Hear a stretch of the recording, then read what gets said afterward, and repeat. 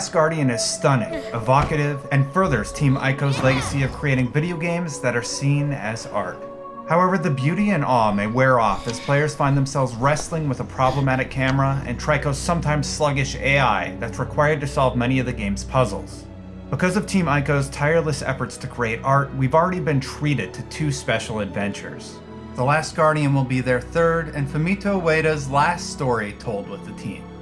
This is an experience fans like myself will enjoy, but adjusting the default camera setting and going in expecting the need for patience with Trico will help you love The Last Guardian as much as possible.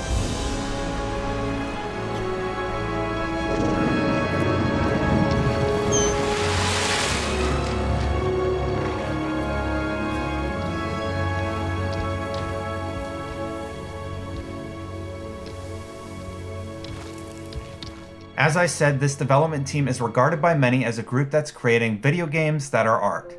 Team Ico, a division of Sony Interactive Entertainment's Japan studio led by director Ueda, has brought us many acclaimed masterpieces.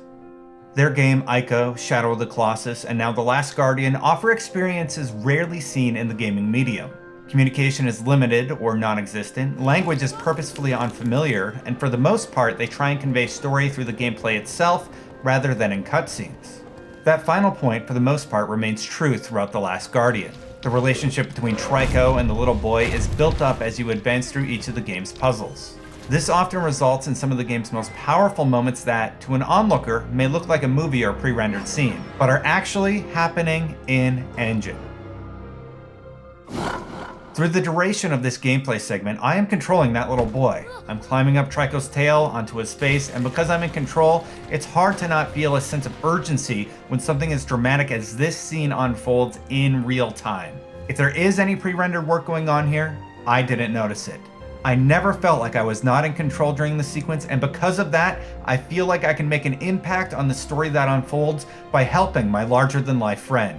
This gameplay theme works to create moments that feel downright magical and look as though they should be impossible in a game engine. In conjunction with those moments, we have a story that's delivered by the little boy who's speaking from sometime in the future. His narration gives us hints as to what we should be doing in a particular moment. There is also the occasional cutscene that reveals more about the world you're in, who the little boy is, and what Trico is, though I won't go into more story detail than that. My total playtime clocked in around 11 hours, and while I will walk away with fond memories of the story told, I will also walk away with memories of frustrations from the camera, which was a constant burden to work with, be it because it was clipping inside of Trico, the wall, or simply not moving where I needed it to go. There were 2 problems with The Last Guardian that single-handedly detracted from what would otherwise be an unbelievable achievement. The first is the camera, which defines the cliche often made by reviewers that they had to wrestle with the camera. I literally applied more pressure to the thumbsticks, hoping that the camera would move just a little further or just a little bit more in one direction, but to no avail. I highly recommend you turn up the camera speed if you encounter the same problem.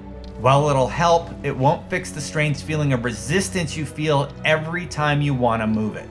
The second problem is the AI of Trico. Often you'll know the answer to a puzzle and simply have to wait until your AI friend figures out where he's supposed to go. This is where you'll need to exercise patience, and I fully admit I lost mine more than once with the sluggish AI, as I had solved the puzzle, but had to wait for Trico to figure it out alongside me. Graphically and control-wise, the game is unbalanced. There are times I can't believe what I'm seeing and everything works perfectly. There are other times that I'm stuck in Trico's armpit and I'm unable to get where I need to go. Also, you'll sometimes think you have a jump perfectly lined up only to discover that no, you didn't. A few times when an enemy was nearby, the boy would stomp his feet repeatedly, which is just odd and takes you out of the moment. The frame rate will occasionally dip, and because so much geometry is alive and moving while you stand on Trico, it can sometimes cause some unintended collisions. All these problems make up the frustrating parts of gameplay and really detract from what's otherwise an extremely impressive, inspiring achievement. It's really too bad that these little parts hold back the presentation as a whole. The Last Guardian is far from perfect, but I feel a sense of humbleness and I'm grateful it exists simply because I'm able to experience this game that remains so true to the artist's original artistic vision. It comes to us in a world full of products adhering to the modern microtransaction upselling tactic, the churn of yearly AAA re-releases, and cliche narratives too afraid to take a chance and do something risky. Here is a game, a studio, a developer who doesn't care about any of that and is bold enough to try something truly unique. Though their games are not perfect, they deserve every single accolade thrown at them and are praised for their commitment. Thank you for caring. Thank you for being different. Thank you for making art.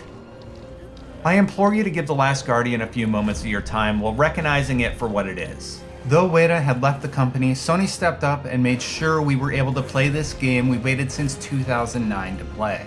It's an artist's vision brought to life within the constraints of technology and a business market that says you don't belong here.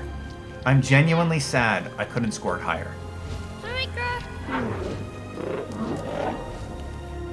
That doesn't mean I can't take a moment to thank Mr. Ueda and everybody on the team for caring enough to try and for giving us fans of Team Ico memories of worlds we may never experience again. With utmost sincerity, thank you so much for what you've given us.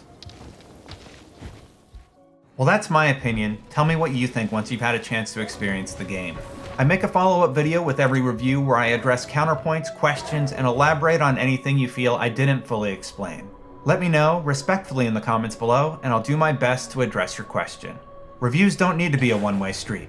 Well, this is my opinion. That doesn't mean yours is invalid, so let's keep the conversation going because at the end of the day, we all just love gaming.